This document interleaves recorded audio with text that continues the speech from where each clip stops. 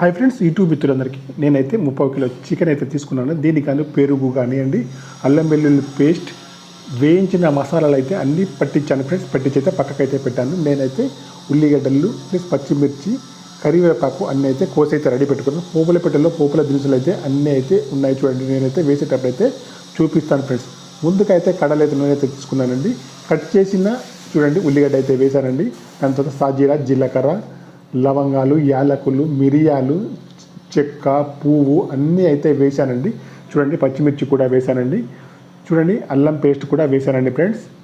చూడండి కరివేపాకు కూడా వేసానండి. వీటన్నినైతే వేసి దూరగా గోల్డ్ కలర్ వచ్చేంత వరకు అయితే వేయించుకోవాలి ఫ్రెండ్స్. వేయించుకున్న తర్వాత ముందుగా మనమైతే తయారు చేసుకున్న చికెన్ అయితే చూడండి దాంట్లో అయితే వేసానండి. వేసిన తర్వాత టోటల్గా మొత్తం అయితే కలిపి దానికి తర్వాత ఉడికిన తర్వాత అయితే కొత్తిమీర, మెంతి, పుదీనా వేసి అయితే చికెన్ అయితే